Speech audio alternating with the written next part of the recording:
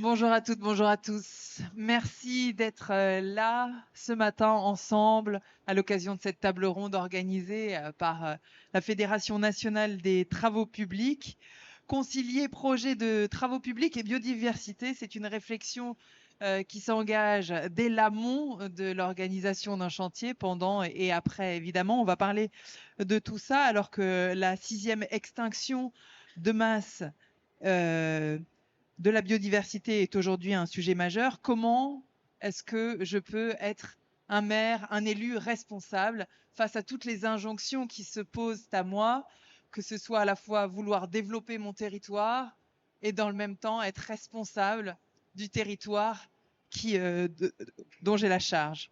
Donc comment prendre en compte cette biodiversité? On va en parler ensemble avec vous. Pierre Grasset, bonjour. Merci beaucoup d'être là. Vous êtes responsable technique Ecovivo chez Vinci Construction. Vous n'avez pas besoin d'appuyer sur un bouton. Le micro Oui. vous entendra directement.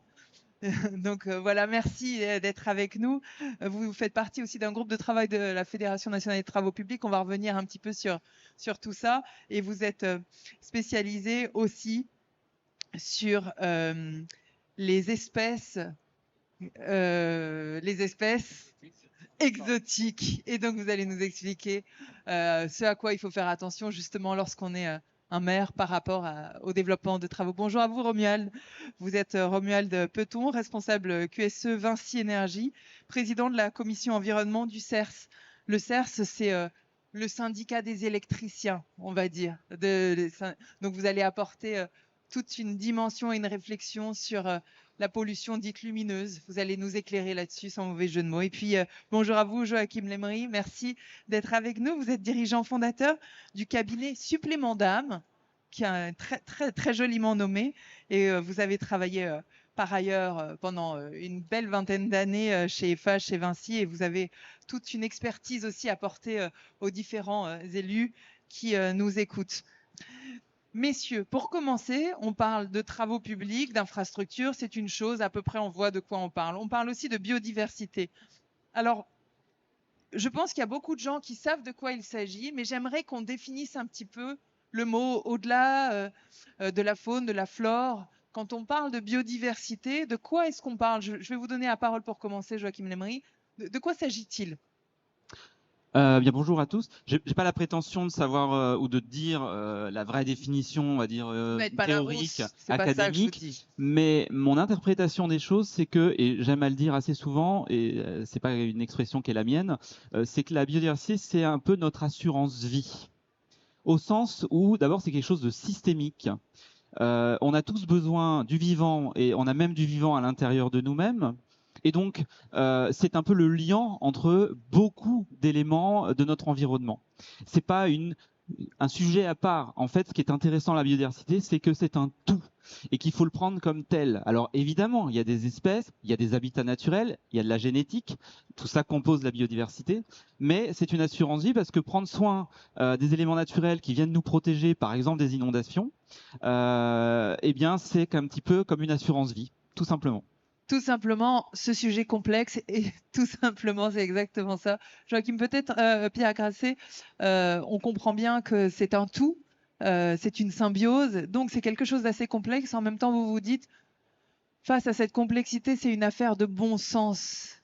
Faut respecter quoi quand on y pense, comme ça? Oui, je pense que la biodiversité, c'est déjà une prise de conscience. C'est-à-dire que l'on vit dans un monde, Plus près. dans lequel le vivant nous entoure, nous en faisons partie, et il est important de le préserver. Donc, outre la prise de conscience, après, c'est un état d'esprit, c'est une volonté propre de vouloir s'intégrer à l'intérieur du monde vivant en essayant de le préserver le mieux possible, tout en continuant à évoluer et à faire développer le monde dans lequel nous nous trouvons. Donc on comprend bien un petit peu le territoire dans lequel on se pose, mais il est vrai que lorsque l'on l'aborde avec cette réflexion d'infrastructure et de travaux publics, l'idée c'est aussi, si ce n'est de catégoriser, en tous les cas, d'arriver à poser un petit peu de dessiner le territoire. Romuald, avec la Fédération nationale des travaux publics, vous réalisez des diagnostics sectoriels biodiversité. Est-ce que vous pouvez nous expliquer de quoi il s'agit pour dessiner tout ça? Rapidement, en quelques mots, effectivement, bonjour. Avec la FNTP, en tout cas, il y a une démarche qui va être initiée sur ce diagnostic sectoriel de biodiversité, un petit peu à l'instar de ce qui a été fait sur la décarbonation. Faire un diagnostic au travers de 6 activités. Alors, on a la route, on a les voies ferrées, le terrassement, les ouvrages d'art, les réseaux de fil et les réseaux électriques. Donc, faire un diagnostic de l'impact de chacune de ces activités sur la biodiversité. Ce diagnostic permettra de poser un constat, de comprendre quels sont l'impact de nos entreprises, éventuellement donner les règles et quelques éléments de préservation, de protection ou dans certains cas, de renaturation de sites, et pouvoir expliquer, sensibiliser les élus, les entreprises, dans cette meilleure compréhension, sensibilisation autour des biodiversités. On ne peut protéger que ce qu'on connaît, et c'est peut-être l'un des premiers états à effectuer dans ce diagnostic. Alors, dans cette réflexion sur les infrastructures, on voit bien donc de quoi il s'agit comme infrastructure et comment les catégoriser. Il y a aussi ce à quoi il faut prêter attention par rapport à la biodiversité. Il y a les espèces protégées d'un côté, il y a les espèces exotiques envahissantes, il y a les zones humides sensibles, les zones boisées sensibles, la pollution lumineuse, ça en sont certaines. Je voudrais qu'on essaye de voir sur la chronologie d'un chantier, finalement en amont, et c'est là où il y a le plus de réflexion à mener, pendant le chantier, ce à quoi on prête attention, et puis, in fine, ce qui va rester, et quel est le rôle aussi des infrastructures sur la durée. Et si on reprend dès l'amont, je me tourne vers vous pour commencer, justement Pierre Grasset, puisque par rapport à ce sujet des espèces exotiques envahissantes, vous avez travaillé au sein de la commission écologique de la Fédération. Et donc, est-ce que vous pouvez nous expliquer en quoi c'est un sujet de biodiversité qui pose souci? Quel est le problème, à part ce qu'on pourrait a priori imaginer? Concernant les espèces exotiques envahissantes, c'est un sujet qui aujourd'hui fait partie des axes que le gouvernement a mis en avant, sachant que la présence d'espèces exotiques envahissantes sur le territoire a plusieurs impacts. Le premier impact, c'est un effondrement de la biodiversité dans les endroits où les espèces sont présentes. Ce sont des problèmes sanitaires, que ce soit pour l'homme, comme l'ambroisie, ou que ce soit pour les animaux, donc au niveau de l'agriculture, comme le sainfoin d'Espagne. Et puis, il y a aussi toutes les conséquences que ça peut avoir sur les usages que l'on a. C'est-à-dire que, par exemple, si des plans d'eau sont contaminés par des espèces exotiques envahissantes, tout ce qui est pêche, navigation, nage ou autre peut être perturbé.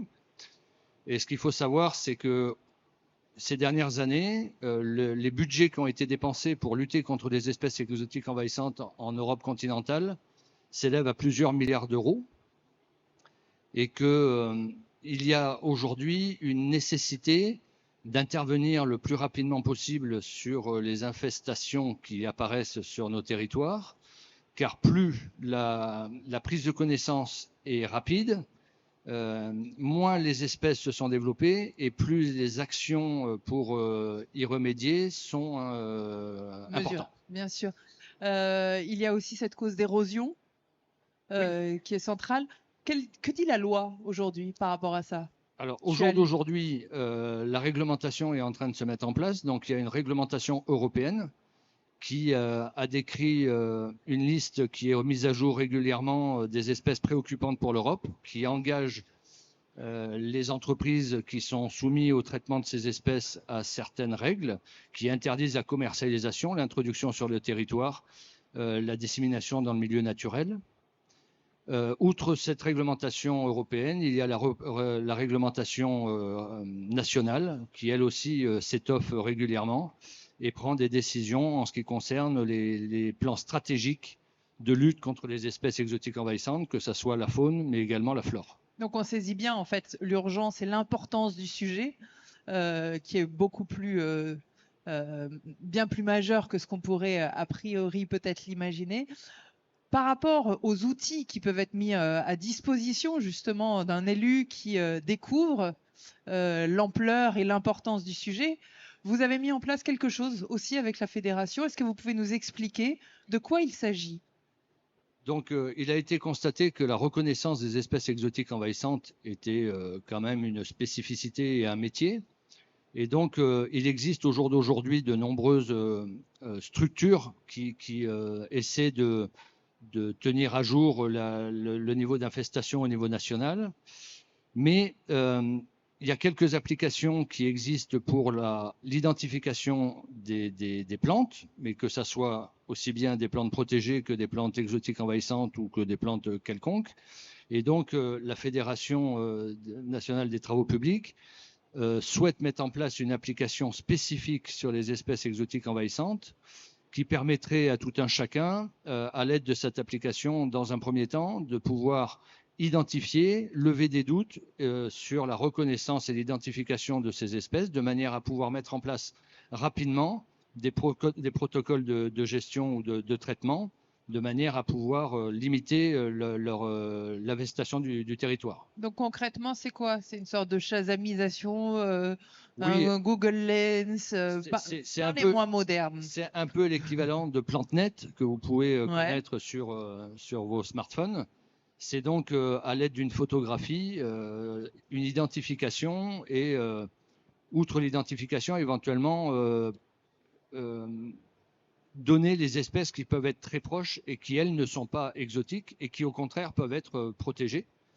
Donc voilà, c'est vraiment un outil d'aide à la décision qui peut nécessiter, après, si la personne n'est pas suffisamment compétente, de faire appel à des structures déjà existantes pour confirmer la présence ou non de cette espèce.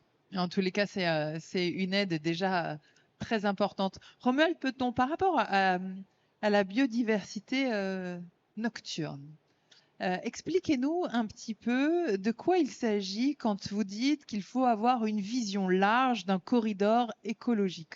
Après tout, qu'est-ce qu'il faut y voir? En fait, ça veut dire qu'on se place très en amont dans les travaux d'infrastructure et d'éclairage. C'est la prise en compte au niveau des collectivités ou des agglomérations dans ce qu'on appelle le schéma directeur d'aménagement de lumière, des différents aspects de l'éclairage. Alors, dans ce diagnostic, dans ce schéma, on va faire un diagnostic sur l'éclairage architectural, l'éclairage festif, l'éclairage de la signalisation, les feux tricolores, les différentes signalisations qu'on peut avoir, l'éclairage commercial. Hein, on a des enseignes lumineuses, on a des magasins qui éclairent, et on a bien évidemment l'éclairage public, comment on va éclairer les rues, bien évidemment dans un esprit de sécurisation, en tout cas de sécurité. Sentiment de sécurité va des amener habitants. effectivement pour certains habitants d'éclairer, on aura ce sentiment de sécurité. Mais ce diagnostic, il faut le voir d'une manière plus globale au niveau d'un territoire et comprendre et connaître les corridors écologiques. Quand on parle de corridors écologiques, on va avoir bien évidemment le vivant qui va se déplacer, on va avoir des espèces qui sont présentes.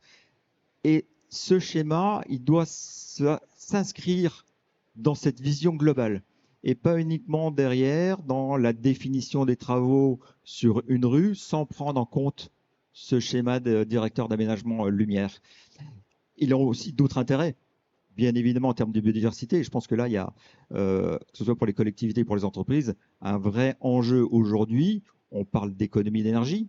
Ce schéma est aussi là pour éclairer juste, mieux et durablement. Quand on parle d'un éclairage durable, c'est comment économiquement je vais pouvoir faire des économies financières. On connaît la tension géopolitique actuelle avec des hausses du coût de l'énergie. Donc, comment je vais pouvoir réduire les dépenses de la commune, mais en même temps investir durablement en préservant la biodiversité. Et je pense que là, c'est quelque chose qui est très important. C'est toute la question. Mais alors, en tant que maire, parce que ce schéma directeur-là dont vous parlez, il se fait plutôt à l'échelle régionale. En tant que maire, qu'est-ce que je dois prendre en compte et comment je dois l'intégrer? Alors, vous le disiez dans le PLU de la collectivité, mais quelle est la démarche Alors, le schéma Qu'est-ce directeur que je dois d'aménagement, intégrer dedans? le SDAL, il est au niveau de la commune ou de l'agglomération. En amont, on a, sans revenir sur toute la réglementation, on a un SRADET qui est beaucoup plus global. En tout cas, le schéma directeur d'aménagement lumière, il est vraiment au niveau de la commune et les élus doivent se l'approprier pour définir comment ils vont prendre en compte ces corridors et notamment la trame noire, les trames vertes et les trames Qu'est-ce qu'il faut trames savoir noires. alors? Qu'est-ce qu'il faut savoir? Et c'est là Le B.A.-ba. l'intérêt des entreprises du CERS, mais également d'autres bureaux d'études et des écologues, comprendre ce que c'est que la biodiversité, notamment la biodiversité nocturne. En quoi l'éclairage, et je vais donner juste un exemple, en quoi l'éclairage peut venir perturber cette biodiversité nocturne, éclairer une avenue de manière très forte avec une lumière blanche devient un mur infranchissable pour beaucoup d'espèces vivantes. Souvent, on parle de biodiversité, on voit bien les mammifères, les oiseaux, rarement les insectes. Et on a autant d'impact sur les insectes qui amèneront des conséquences sur les autres espèces. Mais au-delà également des espèces, des vertébrés ou des oiseaux, on a aussi un impact sur la flore. La pollinisation, 80% des papillons sont des papillons nocturnes. La pollinisation se fait aussi la nuit. Et donc éclairer la nuit va perturber les papillons et va diminuer la pollinisation qu'on a la nuit. On va retarder le repos végétatif des plantes. Et donc, si on retarde ce repos végétatif, ils vont être plus enclins à avoir des maladies. Donc, on voit qu'il y a un enjeu important dans cette compréhension de cette biodiversité, de cet éclairage nocturne pour mieux éclairer. On n'est pas forcément dans un schéma de dire il faut arrêter l'éclairage. Il faut mieux éclairer pour comprendre quels sont les enjeux de sécurité vis-à-vis des riverains, de respect, de préservation de la biodiversité et adapter, et des solutions existent et adaptées. Est-ce que ça veut dire, comme l'évoquait tout à l'heure Pierre Grasset, qu'il faut juste faire appel à son bon sens par rapport à ce que vous dites, éclairer moins blanc et pas tout le temps, ou est-ce qu'il y a des subtilités bien plus fines à acquérir? Il y a un peu des deux. Il y a un peu des deux. Il y a évidemment une forme de bon sens, mais quand on ne connaît pas, et c'est logique, tout le monde ne peut pas connaître, il faut être accompagné par des entreprises, par des écologues qui vont pouvoir nous expliquer l'impact et la connaissance de la biodiversité locale, puisque quand on parle de biodiversité, elles sont très locales, et connaître la biodiversité locale pour adapter technologiquement les solutions. Alors peut-être qu'on va éclairer avec des lumières plus chaudes, donc descendre dans les Kelvin, être plutôt en dessous des 2000 Kelvin et pas à 3000 aujourd'hui qui est la couleur blanche. On va ne plus éclairer les cours d'eau. Il faut aujourd'hui ne plus éclairer les cours d'eau. La réglementation a interdit les sphères 360, donc on n'éclaire plus le ciel. Il y a encore énormément de sphères et de rénovation à avoir. Donc il y a une réglementation qui existe, il y a une compréhension de la biodiversité qui doit s'améliorer pour prendre en compte ces enjeux. Puis après, il y a d'autres solutions. Diminuer les intensités avec une gradation en fonction des horaires. Dans certains cas, de la sobriété, peut-être moins de points lumineux. C'est aussi une des solutions. Et ça, ce sont des sujets. Le bon sens et le risque que l'on voit paraître, c'est que lorsqu'une commune décide de ne plus éclairer, d'éteindre, ben les riverains éclairent à leur place. Et autant la commune peut choisir ce qu'elle veut faire sur l'espace public, mais c'est très compliqué d'empêcher un riverain, parce que lui, quand il va rentrer le soir, il aura besoin de voir. Et donc, ils vont mettre un éclairage qui n'est pas conforme à la réglementation. Et donc, on va éclairer les jardins, les entrées de parking, et finalement, on fait plus de mal. Et donc là, il y a un vrai enjeu, alors, de compréhension, mais aussi d'échange, de conciliation avec les riverains, pour expliquer ce qu'on est en train de mettre en place et quelles solutions sont mises en place pour éviter des effets de bord. Exactement, ce sujet de dialogue, d'échange est absolument central. Joachim Lemry, je voudrais vous poser cette question-là de façon à spectre un petit peu plus large, c'est-à-dire comment est-ce que lorsque je suis élu, je sais que je vais faire de bons choix pour lancer mon appel d'offres? Qu'est-ce que je dois aller chercher comme information en amont pour prendre en compte les sujets divers, là on en a deux, concernant la biodiversité? Alors, je vais répondre un peu différemment. Déjà, quand on est élu, il y a 9000 PLUI à réviser d'ici 2028 dans notre pays. Et l'idée, c'est d'intégrer dans ces PLUI la protection de la biodiversité. Donc l'enjeu est colossal. Mais une fois qu'on a dit ça, on n'a pas bien répondu. On s'aperçoit dans ce forum que les travaux publics sont des très bons alliés des collectivités et des élus.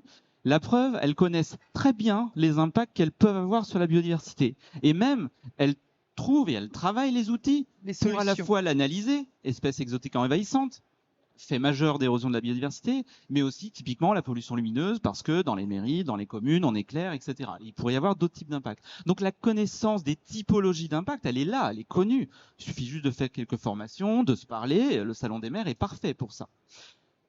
Ce qui manque, c'est pas parce qu'il faut du bon sens pour bien se connecter et comprendre tout ça. Ce qui manque, c'est l'approche terrain d'une meilleure connaissance des enjeux de biodiversité. C'est très bizarre, c'est paradoxal. On est dans une situation totalement paradoxale. On focus beaucoup plus sur des sujets tels que la tonne de CO2, d'émissions de CO2. Sur ce qu'on ne voit pas que ce qu'on ne voit pas. Sur ce qu'on et voit. Encore moins sur le terrain. C'est pas l'opérateur qui fait fonctionner l'engin de travaux publics qui sait ce que c'est de réduire ou pas sa tonne de CO2. Pourtant, on arrive mieux à le formaliser. Mieux, c'est difficile, mais ça se formalise presque mieux que l'approche de la protection de la biodiversité qui relève effectivement du bon sens du terrain, parce que s'apercevoir qu'il y a des éléments de nature autour de soi, c'est quand même une question de réflexe et de précaution très pragmatique. Bon, ce qui montre, c'est que les choix politiques ont eu leur effet. Un outil, s'il en est un qu'il faut retenir, un outil pour améliorer la connaissance de la biodiversité, pour nourrir le socle de connaissances à l'échelle de chaque commune, c'est par exemple les atlas biodiversité communale, les ABC, qui sont un outil promu par l'Office français de la biodiversité et le ministère de la Transition écologique, et qui existe depuis quelques années. C'est un outil formidable qui permet de balayer comme ça les connaissances fondamentales de la biodiversité de son territoire, et on sait un peu mieux où agir. Et quand il y a des problématiques, j'aime pas ce terme, des sujets de biodiversité, et bien du coup orienter les marchés, les pratiques et parler à ceux qui savent. Mais effectivement, si on enclenche des travaux, alors même qu'on ne sait pas ce qu'il y a vraiment comme enjeu de biodiversité, c'est souvent le cas. Et il y a des même les entreprises de travaux publics qui parfois viennent dire, mais en fait, je sais qu'il y a ça. Absolument. Et donc, ils viennent expliquer la connaissance du territoire, alors qu'elles ne sont pas toujours du territoire. Donc, c'est ça qui est intéressant. L'enjeu de la connaissance, il est fondamental. Et des outils tels qu'ABC sont des outils à mobiliser par les élus, évidemment. Donc, il y a des entreprises, il y a dans les travaux publics beaucoup de connaissances à partager, donc que vous pouvez venir chercher. Il y a aussi l'Office français de la biodiversité. Comment on la sollicite? Comment ça fonctionne? Ils étaient juste avant en train de faire une conférence. Donc, d'abord, ils promeuvent l'intégration des enjeux de biodiversité à toutes les échelles, des échelles projets, mais aussi des échelles de gouvernance, d'entreprise, de monde économique. Et ils travaillent comme ça, multistrates. Ils travaillent avec tous les acteurs et les agents de la vie économique et de la vie des communes. Mais ils ont aussi un rôle de police environnementale, et donc ça leur donne une casquette un peu de gendarme, et ce qui n'est pas évident comme positionnement pour cet organisme très récent, hein, dans les faits ça a quelques années. Donc ils peuvent être conseils, évidemment, c'est même un rôle qu'ils ont, mais dans les faits sur le terrain ils sont souvent plus gendarmes que conseils, parce qu'ils ont sans doute pas assez de staff, si je puis dire. Et c'est un vrai sujet qui se pose, je pense, pour les maires, c'est-à-dire qu'aujourd'hui, en termes de biodiversité, on comprend au travers de tout ce que vous pouvez expliquer qu'il y a une réglementation. Après, une fois que les choix sont faits, on peut être puni d'une certaine façon, mais en amont, les choses ne sont pas totalement normées. En quoi est-ce que les entreprises de travaux publics peuvent être des alliés? Est-ce qu'il y a des IP? Est-ce qu'il y a des entreprises qui sont référentes? Qu'est-ce que vous pouvez nous dire là-dessus, Pierre Grasset, aujourd'hui au niveau de la Fédération des travaux publics? Il y a par exemple ce programme Entreprises engagées pour la nature. Voilà. Est-ce qu'il y a des références que vous connaissez, ou Romuald, pour aussi avoir des interlocuteurs de choix, ou tout simplement contacter le CERS ou la fédération? Effectivement, les syndicats peuvent accompagner les entreprises, éventuellement répondre à des sollicitations et des questionnements. Il n'y a pas réellement une énorme réglementation après la mise en œuvre. Autant en amont, on va être vigilant, il faut prendre en compte la biodiversité dans nos travaux, en phase travaux aussi. Mais une fois que les travaux sont terminés, c'est plus difficile. Alors, effectivement, c'est un peu l'OSB qui va venir et qui va faire le gendarme pour dire attention, peut-être vous avez détruit un habitat naturel. Mais c'est assez complexe. Et sur la partie pollution lumineuse, il n'existe aujourd'hui pas de mesure qui permettra de dire vous avez pollué plus qu'avant, moins qu'avant.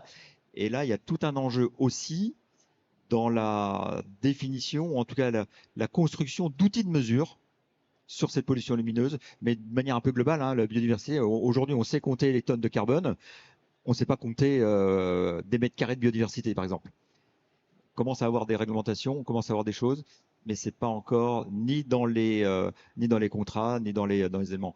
Sauf, et là je laisserai peut-être la parole à Pierre, dans des zones protégées, où là effectivement il y a des réglementations strictes sur les zones protégées. À côté. Oui, de toute façon, la fédération nationale a des relais sur le territoire par les fédérations régionales. Toute entreprise qui se trouve confrontée à un sujet qui est, entre guillemets, mis en œuvre par la fédération, peut faire remonter sa problématique, et la fédération, à l'aide de l'ensemble des outils qui touchent les différents sujets qui ont déjà été mis en place, peuvent apporter des éléments de réponse. Au jour d'aujourd'hui, on s'aperçoit que les entreprises de travaux publics, de toute façon, quand ils vont intervenir sur un chantier, l'étude de la biodiversité a déjà été réalisée par des bureaux spécialisés où on va demander des relevés 4 saisons, il va y avoir l'identification des espèces protégées, il va y avoir enfin il y a tout un panel juridique qui est imposé avant de faire des travaux. Et c'est le résultat de ces études qui vont conditionner les travaux qui seront réalisés sur ces territoires. Au jour d'aujourd'hui, en termes de réglementation, pour ce qui est des espèces exotiques envahissantes, comme on le dit depuis le début, c'est une prise de conscience, et la réglementation aujourd'hui, elle est plutôt portée pour éviter de disséminer des espèces, sachant qu'un département à peu près tous les 5 ans accueille une nouvelle espèce exotique envahissante. Donc il y a vraiment une progression qui est en train de se faire au niveau national. Des espèces qui étaient plus localisées dans le sud sont en train de remonter. Les espèces, enfin voilà, il y a un brassage qui est en train de se faire. Et sur les espèces exotiques envahissantes, les entreprises sont tenues de mettre en place des protocoles pour réduire, limiter leur dissémination, sachant que le terme d'éradication qui est utilisé par certains bureaux d'études est souvent un peu utopique, sachant que la durée du chantier ne permet pas d'éliminer totalement une plante. C'est sur le long terme que ça se fait. Ce que les élus doivent savoir, c'est que, à contrario, à partir du moment où il a été détecté des espèces protégées sur le site sur lequel ils veulent faire les travaux, il va y avoir des demandes de dérogation qui vont être faites, des dossiers complexes qui vont être montés, soit pour destruction d'espèces protégées, soit pour déplacement de ces espèces, et qu'une fois que ces espèces sont identifiées, si la prise en compte et les travaux de préservation de ces espèces ne sont pas respectés, et bien justement, il peut y avoir des poursuites juridiques, judiciaires qui vont être portées pour destruction d'espèces protégées. Et donc, ça peut avoir des conséquences financières, techniques très importantes pour les entreprises. Donc, d'où l'importance évidemment de se rapprocher des bonnes compétences et d'un réseau local qui peut apporter tous les éléments en amont. Il nous reste quelques minutes très juste pour conclure et peut-être, alors on sait qu'on peut faire aussi appel au réseau des entreprises de travaux publics, quelles qu'elles soient, pour ensuite engager des travaux liés à la biodiversité, que ce soit la dépollution de sol, que ce soit la réhabilitation de friches, que ce soit de la renaturation par rapport à cet enjeu aussi de ZAN. On ne va pas pouvoir rentrer dans toute cette discussion maintenant. Juste peut-être quelque chose, Joachim Lemry, pour conclure, sur des éléments à avoir en tête lors de la réalisation des travaux pour un élu. Par exemple, on parlait des 4 saisons. À quel moment, enfin, qu'est-ce qu'il faut avoir un petit peu sur les to-do, les to-don't à retenir pour clore cette table ronde? Pour moi, il y a 2 grands réflexes. Le premier réflexe, c'est on n'ouvre pas un chantier de travaux publics, aussi petit soit-il ou grand, n'importe quand. On se pose juste la question du quand je commence une activité de déboisage, de dessouchage, de libération d'un terrain ou de bétonnage ou autre, en fonction effectivement des éléments naturels et du rythme biologique. S'intéresser juste au rythme biologique, ce qui se passe dans les arbres, comment ça fonctionne, éventuellement dans les prairies, etc. Ça apporte pas mal d'informations et ça permet juste, si on décale parfois de quelques mois, de faire un impact. C'est pas grand-chose, mais parfois on peut attendre 3 mois avant d'avoir un gain biodiversité intéressant. Donc une notion calendaire des choses peut être intéressante. Je sais bien que le calendrier, c'est toujours électoralement très sensible. Puis on est toujours en retard de Mais on quelque peut chose, apprendre. mais il Et n'empêche parfois, que... on peut profiter d'un retard pour éviter un impact. Donc ça peut être intéressant, ça peut être une opportunité. Et le deuxième réflexe, c'est baliser un maximum les zones les plus simples sur un chantier. Ne serait-ce qu'éviter un arbre, ou éviter les arbres, ou un alignement, ou un bosquet.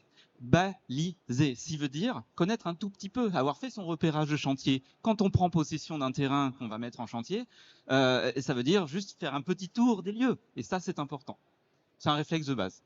Ben, écoutez, je vous remercie infiniment chacun de vous trois. Je sais que la discussion aurait pu durer au moins une demi-heure, voire 1 heure de plus. N'hésitez pas, si vous voulez récupérer des informations structurelles, structurantes, ou alors échanger par rapport à vos sujets avec chacun de nos intervenants, vous pouvez les retrouver sur le stand des travaux publics qui est à quelques pas de là. Voilà, merci à vous. Belle journée.